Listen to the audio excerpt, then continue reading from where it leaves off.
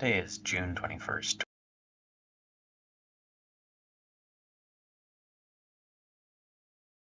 So I'm going to say it again. Today is June 21st, 2025. The time is currently 7:04 p.m. This canto is so strange. It's which is weird to say in the context of Aniara, but this is Canto 40, the Space Sailors story, and that's possessive sailors. The transport to Tundra 3 took some 9 years, evacuation gone as much as 10. I was myself on board the 8th Golconda. We flew alternatively with other spaceships, Benares, Canton, Gond, and a few more. In about 5 years, we moved 3 million fear-stricken humans to the novel planet.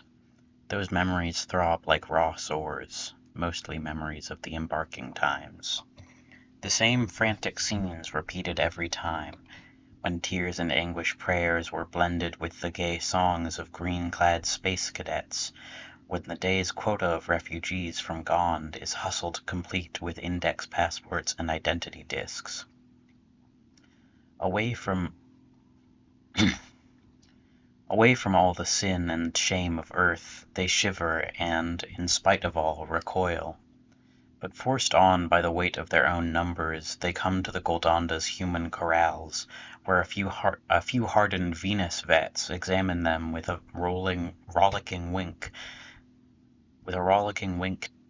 examine them and with a rollicking wink tease them with "ha ha ha" and "welcome home to heaven's kingdom from Jerusalem." All apprehension is explained away until each index card has been adapted to the soul it represents through tests and then placed in the micro-rolls which automatically register every plus and every minus, and so they lift for heaven's endless reaches to be hardened on the tundra planet's beaches. Others to Venus's quagmires are transported. What happens in both places is well known. In murky mines imprisoned crouch the peoples who, used and misused like mere articles, are sorted out and driven roughly down to the caverns at Eagle. Inconceivable, this form of torture defies description both in words and pictures, with stony executions in daily charge of locks, of taps, electric switches, and glass-constructed peepholes trained upon the caverns, beside whose outer walls the serfs of death unblinking, sluggish and unmoved, peer in with chilly devil's eyes to follow the captive's struggle against walls of stone. Now let's go on, too late to draw back, to Tundra 2, where the plexi barracks are, where Nobby and I once planned to wander in the Martian landscape's ray-untainted spring. There proudly flourishes the black ice tulip, impervious to the marshy planet's chill, while on the tundra the throaty cockerel crows its saga of the tundra's sterile state. Pathetic, starved, and yet by all revered, that bird knows much about both cold and need. The only form of growth is Arctic willow, if we may pause back to think of vegetation, struggling dwarf, hard as wrought iron, with black, indelible, unappetizing leaves, well hardened for these bare fields, digestible only by the cockerel whose gizzard is connected with a chain of stomachs, and when it gorges on these scanty leaves, it seems as though one had heard the key turning finally in the door of life. For all one then can see is the shuttling gizzard, and when the bird swallows one watches, fascinated. It sometimes even wrings a laugh from one.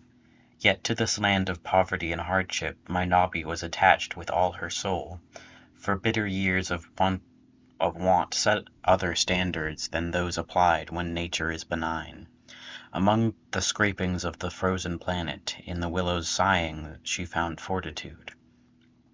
She wandered on the moors and sang of spring, when the cold grew milder and the cockerel crew, and willow trailers crept across the tundras, hungrily stretching to a half-grown sun. She often sent odd willow leaves to earth, and wrote, "Leaves from the forests of the soul," Behold, spring winds blow o'er the spirit's fields, my heart brims over, no doubt you can guess why.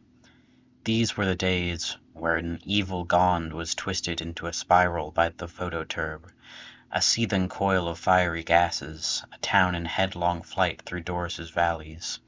Against all the extreme coolness, the icy air surrounding Tundra too was surely preferable, and the cockerel's scraggly and wizened shape seem a bluebird.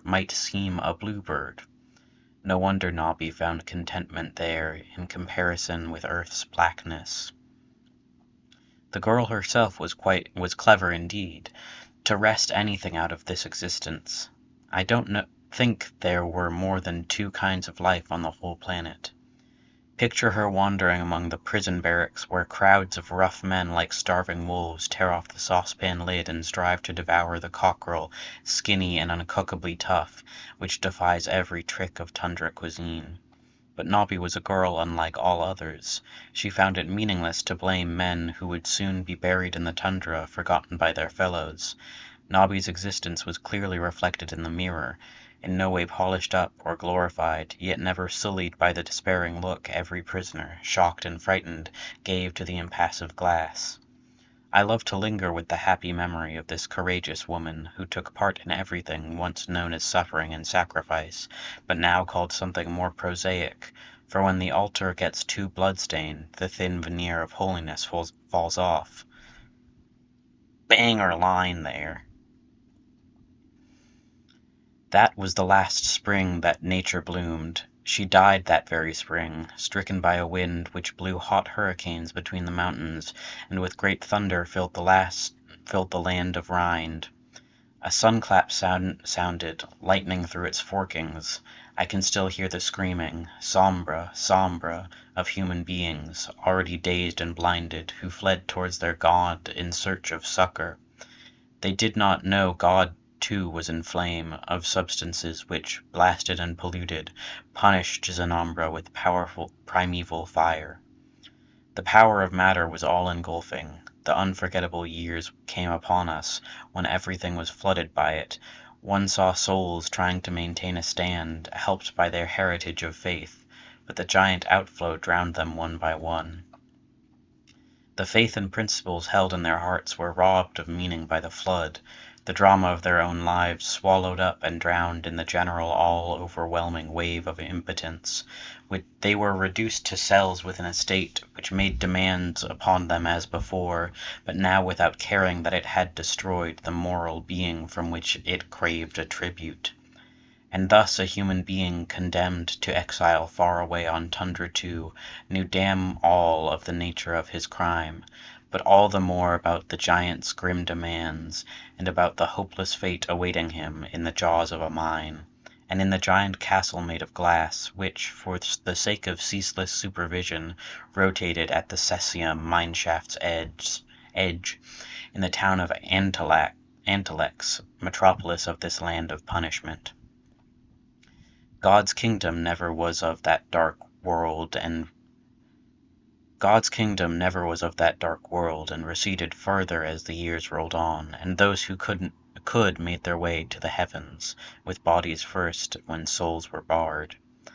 And we observed how many a tough tyrant surged up in time from these valleys down on Rind. We had to contend with boorish, ruthless fellows, who used their elbows to get through the Goldonda gate. Surely the pious should have stood together against such fellows, and shown their teeth in time. But their desire for peace at any price was too great, and Russians and ruffians soon gave them their quietus, and unassuming souls in every country, taken by surprise, died at their rough hands. The shy and timid and the gentle-mannered were often left marooned in gamma-poisoned parts and found another way of reaching heaven. They never found their way to Mima's halls. A sailor of the spheres, I saw this happen. I, who for 30 years have cruised in space, between the earth and the bare, barren tundra. A job like this is bound to leave some trace. During the years one's memory collects such facts, none of them based on anything but truth. Without the precious image of my Nobby, what would life have been worth to me? For love of others, she has sown and washed for tundran prisoners in pure self-denial. That is why I have told you the tale of Nobby, the Good Samaritan. Canto 40, everyone. What? I think you can see more why I said that Forever at War on Europa is aniara coded, because that feels very similar to the ideals of it. Anyway, y'all get all that? I actually pretty much did this time. I did not understand it when I first read it, but now I do. I still, it's strange in context of the whole thing. It's like the only time that we get words not of just like culture of Earth, but it's not Earth, of like outside of the Aniara. Um, and like actual world. It's weird. There's gonna be another big canto coming up soon, but not as big as this one.